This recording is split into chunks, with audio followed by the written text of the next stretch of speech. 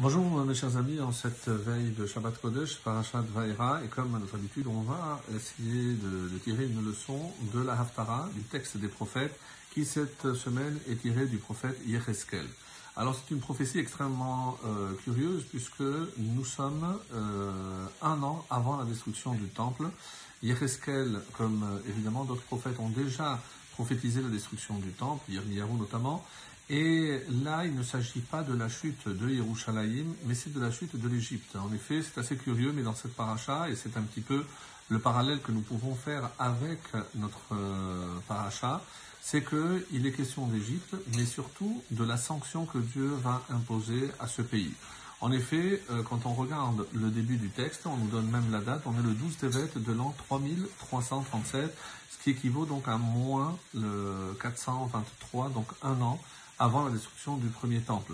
Et regardez ce que le texte dit. Kohamar Hashem, Yeni Alecha, Paro Melech Misraïm, ainsi parle Hashem, je vais combattre le pharaon roi d'Égypte, Hatanin Hagadol, ce grand reptile, ce grand poisson, Harovetz Betor Haye Orav, couché au milieu du fleuve.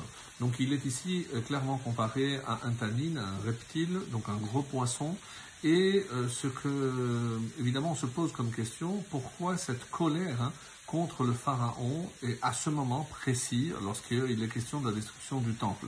Alors, lorsque nous allons voir de plus près, il faut savoir que l'Égypte, même après la sortie du peuple d'Israël, est restée une très grande puissance et elle le restera jusqu'à l'arrivée du roi de Babylone, Nebuchadnezzar, Nabuchodonosor, qui finalement, 8 ans à peu près après l'expulsion, après la destruction du temple, va expulser cette population d'Égypte pendant 40 ans. Donc l'exil va durer 40 ans, et comme Rachid nous l'expliquera, à quoi correspondent ces 40 ans d'exil des Égyptiens, comme s'il y avait quelque part une punition, et d'une manière vraiment étonnante, Rachid nous dit que si on fait attention aux rêves du pharaon, le récit de ces rêves est rapporté à 3 reprises.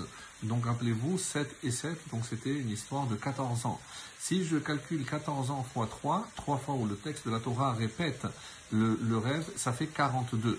Mais au moment où Yaakov descend, nous sommes la 2e année de la famine, ce qui fait que l'Égypte n'a connu que 2 années de famine. Il restait 40 en suspens, et même des siècles après, on va voir comment Hachem va faire cette justice en justement imposant à la population égyptienne 40 ans. Mais en quoi ça concerne le peuple juif? Eh bien, sachez que nous sommes sous le règne du roi Tzidkiyahu, Sédécias, et malheureusement, eux ne craignaient pas le roi de Babylone parce qu'ils avaient fait une alliance avec le roi d'Égypte à l'époque, en sachant que si jamais un des 2 pays était attaqué par un tiers, eh bien l'autre venait à son secours.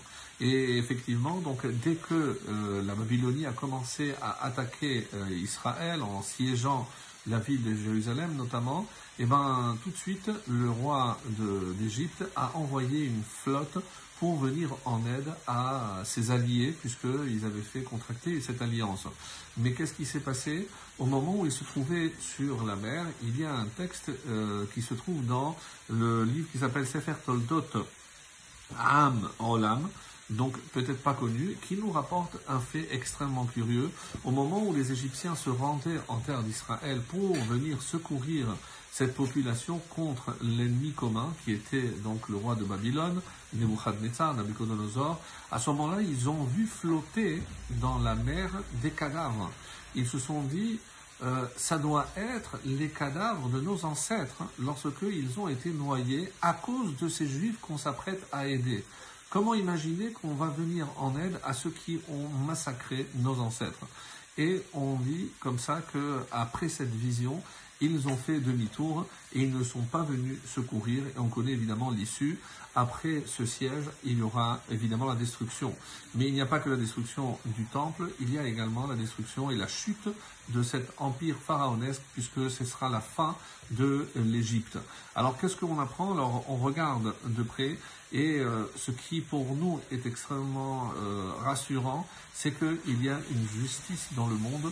Des fois, on a du mal à faire le lien entre l'événement et la sanction qui peut avoir lieu des siècles après, Mais une chose est certaine, c'est que Hachem punira tous ceux qui ont fait du mal à Israël. Et c'est comme ça que on peut voir qu'à l'époque de Yosef, l'Égypte, donc avait atteint l'apogée, et ben quelque part c'est aussi par ingratitude. Ils n'ont pas été à la hauteur de reconnaître que cette grandeur qu'ils avaient atteinte, je parle de l'Égypte, et ben était due à un Juif qui était Yosef, qui a fait que ce pays puisse atteindre l'essor qu'il a connu. Donc par non seulement cette ingratitude, mais après tout l'esclavage, eh ben, ils mettront beaucoup de temps, mais ils se rendront à l'évidence, c'est qu'il y a une justice divine. Alors de la même façon, il faut se rassurer que pour notre délivrance, qui est imminente, de plus en plus imminente, eh ben, tous ceux qui se sont pris au peuple juif devront aussi payer la facture. Shabbat Shalom à tous.